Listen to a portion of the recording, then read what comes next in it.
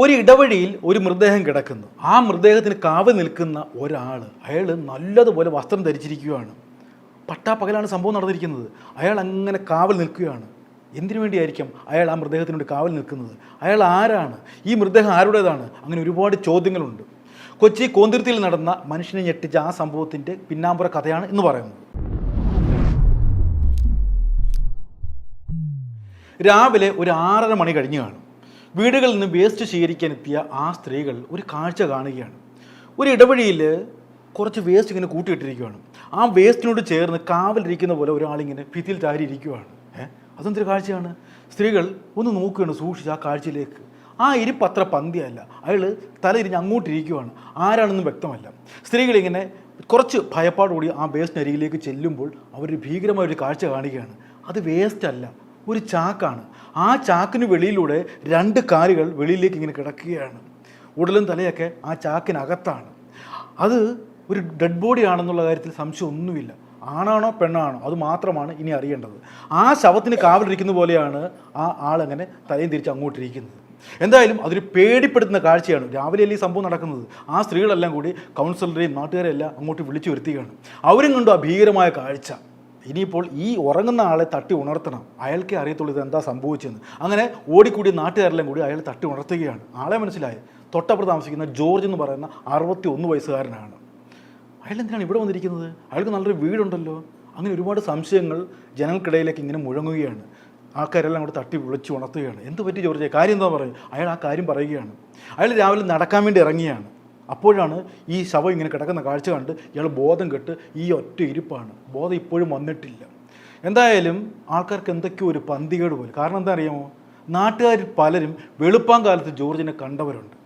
എന്തൊരു കാഴ്ചയാണെന്നറിയാമോ? വെളുപ്പാൻ കാലത്ത് മദ്യലഹരിയിൽ ഒരു 3-4 മണിയൊക്കെ ആയപ്പോഴത്തേക്ക് പല വീടുകളിൽ ജോർജ് വന്ന് മുട്ടുകയാണ്. മുട്ടുന്ന മറ്റൊന്നിനും വേണ്ടിയല്ല, ഒരു ചാക്ക് വേണം. കാരണം അന്വേഷിച്ചപ്പോൾ ജോർജ് പറഞ്ഞത് വീട്ടിലൊരു പട്ടി ചത്ത് കിടക്കുന്നത്. ആ പട്ടിയെ കുഴിച്ചിടാൻ വേണ്ടി ഒരു ചാക്ക് വേണം. അതിനുവേണ്ടിയാണ് ജോർജ് ഇങ്ങനെ ചാക്ക് അന്വേഷിച്ച് നടക്കുന്നത്. പലരും ഈ മദ്യലഹരി ആയതുകൊണ്ട് ജോർജ് ചാക്കൊന്നും കൊടുത്തില്ല. ജോർജ് പലപ്പോഴും അങ്ങനെയാണ്, നല്ല മദ്യപാനിയാണ്. അതുകൊണ്ട് തന്നെ ഇനിയിപ്പം അബോധാവസ്ഥയിൽ വന്ന് കയറിയതാണോ, ഇനി ഈ വെളുപ്പം കാലത്താണോ പട്ടിയെ കുഴിച്ചിടാൻ വേണ്ടി ചാക്ക് അന്വേഷിക്കുന്നത് എന്നുള്ള രീതിയിലേക്കാണ് നാട്ടുകാർക്ക് ആ സംശയം തോന്നിയത്. പക്ഷേ ഒരാൾ മാത്രം ഈ ജോർജിൻ്റെ അവസ്ഥ ഇപ്പം ശരിയായിരിക്കാം, പട്ടി പുറത്ത് കിടക്കുന്നുണ്ട്, കുഴിച്ചിടാൻ വേണ്ടി ഒരു ചാക്ക് കൊടുത്ത് വിട്ടു. പക്ഷേ അതൊരു സംശയമായിട്ട് എല്ലാവരുടെ മനസ്സിലേക്ക് വരികയാണ്. ജോർജിനെ അപ്പോൾ തന്നെ എല്ലാവർക്കും സംശയമായി. വെളുപ്പാങ്കാലത്ത് ചാക്ക് അന്വേഷിക്കാൻ എന്തായിരിക്കും കാരണം? നേരം വെളുക്കാൻ സമയം കിടപ്പുണ്ടല്ലോ, ഒരു 8 മണി ആവട്ടെ. അപ്പോൾ ആരും സംശയിക്കത്തില്ല. ഈ 3-4 മണി സമയത്ത് ചാക്ക് അന്വേഷിച്ച് ജോർജ് ഇങ്ങനെ നടക്കണമെങ്കിൽ അതിൻ്റെ പിന്നിൽ ഒരു ദുരൂഹതയുണ്ട്.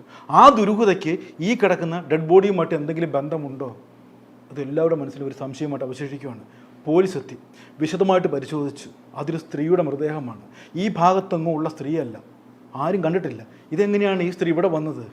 ജോർജ് എങ്ങനെ ഇതിനകത്ത് പെട്ടു? അങ്ങനെ ഒരുപാട് സംശയങ്ങൾ അവിടെ നിഴലിച്ച് നിൽക്കുകയാണ്. ജോർജ് കുറ്റമേറ്റു. ജോർജ് പറഞ്ഞു, ഞാനാണ് ഈ സ്ത്രീയെ കൊന്നു കളഞ്ഞത്. ഇനി അറിയേണ്ട ചോദ്യം, ഈ സ്ത്രീ ആരാണ്? ഈ സ്ത്രീയും ജോർജും തമ്മിലുള്ള ബന്ധം എന്താണ്? ജോർജ് എന്തിനു വേണ്ടിയാണ് ഈ സ്ത്രീയെ കൊന്നത്? അങ്ങനെ ഒരുപാട് ചോദ്യങ്ങൾക്കുള്ള ഉത്തരമാണ് ഇനി പറയാൻ പോകുന്നത്. ജോർജ് ഒരു ഹോം നേഴ്സാണ്. വീടുകളിലെ പ്രായമായ ആൾക്കാരെ നോക്കുന്ന ജോലിയാണ് ഈ ജോർജിന്. അയാൾക്ക് ഭാര്യ, 2 മക്കൾ. ഒരു പെൺകുട്ടിയുണ്ട്. ആ പെൺകുട്ടിയാണ് കോട്ടയം പൊൻകുന്നത്ത് കല്യാണം കഴിപ്പിച്ച് അയച്ചിരിക്കുകയാണ്. മകനുള്ളത് UK പഠിക്കുകയാണ്. ഇപ്പോൾ ഈ വീട്ടിലുള്ളത് ഭാര്യയും ഭർത്താവും മാത്രമാണ്. ഒരു വീടിൻ്റെ ഒരു ഭാഗം വാടകയ്ക്ക് കൊടുത്തിരിക്കുകയാണ്. ബംഗാളികളാണ് അവിടെ താമസിക്കുന്നത്. അങ്ങനെ ഇരിക്കുമ്പോഴാണ് ഈ ജോർജിൻ്റെ മകളുടെ കുട്ടിക്ക്, അതായത് ജോർജിൻ്റെ പേരക്കുട്ടിക്ക് ബർത്ത്ഡേ വന്നിരിക്കുന്നത്. പൊൻകുന്നത്ത് പോകണം. ഭാര്യയും ഭർത്താവും കൂടി, അതായത് ജോർജും ഭാര്യയും കൂടെ നേരെ ആ പൊൻകുന്നത്തേക്ക് പോവുകയാണ്. ബർത്ത്ഡേ ആഘോഷിച്ച് അടിപൊളിയാക്കി.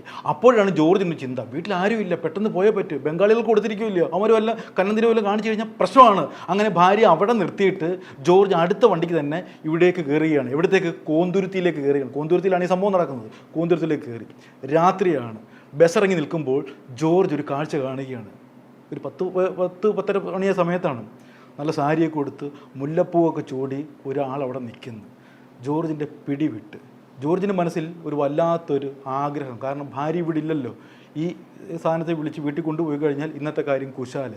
അങ്ങനെ ആവശ്യമില്ലാത്ത ചിന്ത ഈ 61 വയസ്സുള്ള ജോർജിൻ്റെ മനസ്സിലേക്ക് വരികയാണ്. അങ്ങനെ ആ സ്ത്രീയെ സമീപിക്കുന്നു.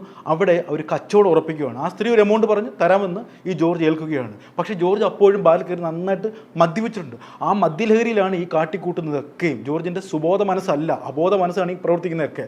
അങ്ങനെ ഈ സ്ത്രീയെയും കൂട്ടിക്കൊണ്ട് രായ്ക്ക് രാമാനം ഈ വീട്ടിലേക്ക് വരികയാണ്. അങ്ങനെ ആ സ്ത്രീയെ വീട്ടിൽ കയറ്റുന്നു, കതവ് അടയ്ക്കുന്നു. എന്നിട്ട് അവർ രണ്ടും കൂടി മദ്യപിക്കുകയാണ്. ഈ സ്ത്രീ മദ്യപിക്കുന്നു, ജോർജ് മദ്യപിക്കുന്നു. ബാക്കി filling the blanks with suitable words and fries നിങ്ങൾക്ക് വിടുകയാണ്.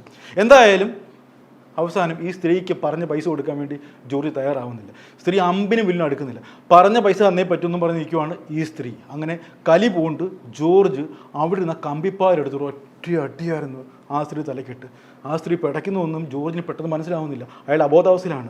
വീണ്ടും മദ്യപിക്കുന്നു, വീണ്ടും അടിക്കുന്നു. അങ്ങനെ ആ സ്ത്രീയെ തല്ലിക്കൊല്ലുകയാണ്.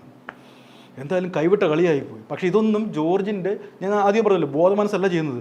മദ്യപിച്ച് ലക്കുകെട്ട കാണിക്കുന്ന ഓരോ വിക്രിയാണ് ഈ കാണിച്ചു കൂട്ടുന്നതെല്ലാം. അങ്ങനെ സ്ത്രീ മരിച്ച് അവിടെ കിടക്കുകയാണ്. ഇനിയിപ്പോൾ എന്ത് ചെയ്യാൻ പറ്റും? ജോർജ് ആകെപ്പാടെ വരണ്ട്. കുറേ ധൈര്യം വേണം. അതിനുവേണ്ടി വീണ്ടും മദ്യപിക്കുകയാണ്. എപ്പോഴും സ്റ്റോക്കാണ്. വീണ്ടും മദ്യപിക്കുകയാണ്. മദ്യപിച്ച് വാതിലൊക്കെ പൂട്ടി പുറത്തേക്ക് ഇറങ്ങിയാണ്.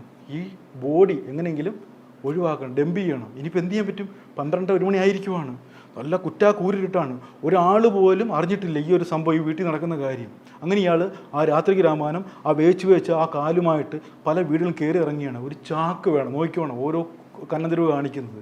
ഈ 3 മണി 4 മണി സമയത്തൊക്കെ ഒരു ചാക്കുമായിട്ട് ഒരാൾ ചാക്ക് അന്വേഷിച്ച് പോയി കഴിഞ്ഞാൽ ആരെങ്കിലും സംശയിക്കത്തില്ലേ? അതൊന്നും അയാളുടെ മനസ്സിലേ അലട്ടിയില്ല. അങ്ങനെ പല വീടുകളും ചാക്ക് അന്വേഷിച്ചു. പലരും ചോദിക്കും, എന്തിനാ ജോർജ് ഈ വെളുപ്പാങ്കലത്തെ ചാക്ക്? അതൊരു പട്ടി കത്തി കിടക്കുന്നു, അത് കുഴിച്ചിടാൻ വേണ്ടിയാണ് ഈ 3 മണി സമയത്തോ? അല്ല, അത് ഭയങ്കര നാട്ടി കൊടുക്കുന്നൊക്കെ പറഞ്ഞപ്പോൾ പലർക്കും സംശയം തോന്നും, സ്വാഭാവികമല്ലേ? പക്ഷേ മദ്യലഹരിയിലായതുകൊണ്ട് അതത്ര വലിയ കാര്യമാക്കിയില്ല. അങ്ങനെ ഏതോ ഒരുത്തിന് ആ ചാക്ക് എടുക്കുന്നു, ചാക്കയുടെ കൊടുത്തു വിടുന്നു. ആ ചാക്കുമായിട്ട് ഇയാൾ വീട്ടിൽ വരുന്നു. തലയും ഉടൽ ഭാഗവും എല്ലാം തിരികെ കയറ്റുകയാണ്. കാല് മാത്രം വെളിയിൽ കിടക്കുകയാണ്. ഒരു കയറെടുക്കുന്നു, ആ ബോഡിയുടെ ശരീരത്തിൽ കെട്ടുന്നു. ഇല്ല പറയുന്ന വലിയ കേടായി കിടക്കുന്ന വണ്ടി കെട്ടി വലിച്ചുകൊണ്ട് പോകത്തില്ലയോ, അതുപോലെ ആ ഇടവഴിയിലൂടെ ഇങ്ങനെ കെട്ടി വലിച്ച് പോവുകയാണ്. ധൈര്യം പോരാ, ഇതെങ്ങനെ ഒഴിവാക്കാൻ പറ്റും? ഇയാൾ വീണ്ടും വീട്ടിൽ പോയിട്ട് ഒന്നുകൂടെ അടിക്കുന്നു. അപ്പോഴത്തേക്കും നല്ല കണ്ടീഷനായി. കാല് നിലത്തുറയ്ക്കാൻ പറ്റുന്നില്ല. വെച്ചാണ് ഇങ്ങനെ വലിച്ച് ഏതാണ്ട് ആ ഇടവഴിയുടെ പകുതി ആയപ്പോഴത്തേക്ക് ജോർജ് തളർന്നു. അയാൾ ആ ഭിത്തിയിലേക്ക് ചാരിയിരുന്നു. പക്ഷേ അത് ഒന്നൊന്നര ഇരിപ്പായിപ്പോയി. അയാൾ നല്ലതുപോലെ ഉറക്കത്തിൻ്റെ അഗാധതയിലേക്ക് പോയി. തൊട്ടപ്പുറത്ത് ശവം കിടക്കുന്നു. ജോർജ് മറ്റൊരു ശവമായിട്ട് ആ ഭിത്തിയിലേക്ക് ചാരി ഇങ്ങനെ കിടക്കുകയാണ്. പിറ്റേന്ന് നേരം പുലരുന്നു. ഹരിതകർമ്മ സേനാംഗങ്ങൾ എത്തുന്നു. ആ കാഴ്ച കാണുന്നു. നാട്ടുകാരെ അറിയിക്കുന്നു. പോലീസ് എത്തുന്നു. പോലീസ് വിശദമായിട്ട് ജോർജിനെ ചോദ്യം ചെയ്യുന്നു. ജോർജ് ആ കുറ്റം ഏൽക്കുകയാണ്. പക്ഷേ അയാൾക്ക് അതിലൊന്നും ഒരു പശ്ചാത്താപം ഇല്ലാത്ത രീതിയിലാണ് അയാളുടെ ഒരു പെരുമാറ്റം. വേണമെങ്കിൽ എൻ്റെ ഫോട്ടോ ഇഷ്ടംപോലെ എടുത്തോളാം എന്നൊക്കെയാണ് ക്യാമറാമാനോട് പറയുന്നത്. പക്ഷേ എല്ലാ ജീവിതവും കൈവിട്ടു പോയി. അതായിരിക്കും ഒരുപക്ഷെ അയാളെ കൊണ്ട് ഇങ്ങനെ പറയിപ്പിക്കുന്നത് അല്ലേ? ഒന്ന് ചിന്തിച്ച് നോക്കിയാൽ ആ കുടുംബം തകർന്ന് തരിപ്പണമായില്ലേ? എവിടെയോ കെട്ടിച്ചു വിട്ട ആ പെൺകുട്ടി ഭർത്തൃ വീട്ടിൽ എന്ത് പറയും അല്ലേ? അയാളുടെ മകൻ UK പഠിക്കുകയാണ്. ആ മകൻ ചെറുപ്പക്കാരനാണ്. അവൻ്റെ സുഹൃത്തുക്കളുടെ മുമ്പിൽ അങ്ങനെ അവൻ തല കുനിച്ച് നിൽക്കുക അല്ലെ, തല ഉയർത്തി നിൽക്കും അല്ലേ? വല്ലാത്തൊരവസ്ഥയാണ്. ഇനി ആ ജോർജിൻ്റെ ഭാര്യയുടെ അവസ്ഥ. താനുള്ളപ്പോൾ മറ്റൊരു സ്ത്രീയെ വീട്ടിൽ കയറ്റിയിരിക്കുകയാണ് അയാളുടെ ആഗ്രഹം തീർക്കാൻ വേണ്ടി. ആ ഭാര്യയുടെ ഒരു അവസ്ഥ. ഇനിയിപ്പോൾ ജോർജിന് അങ്ങനെ ഒരു ആഗ്രഹം ഉണ്ടെന്നിരിക്കട്ടെ അല്ലേ? എന്തുമാത്രം പോംവഴി ഉണ്ടായിരുന്നു. ആ സ്ത്രീ വീട്ടിൽ കയറ്റാൻ കാര്യം കഴിഞ്ഞ ശേഷം ഉള്ള പൈസ കൊടുത്ത് അവിടെ കൊണ്ട് ഇറക്കി വിട്ടായിരുന്നെങ്കിൽ ചെവി അറിയാതെ അങ്ങനെ പോയേനെ. അതല്ലാതെ അടിച്ച് ഫിറ്റാവുന്നു, തലയടിച്ച് കൊല്ലുന്നു, എന്നിട്ട് മൃതദേഹം ഒളിപ്പിക്കാൻ ശ്രമിക്കുന്നു. എന്തുമാത്രം ക്രൂരകൃത്യമാണ് ആ രാത്രിയിൽ ഈ ജോർജ് കാട്ടിക്കൂട്ടിയത്.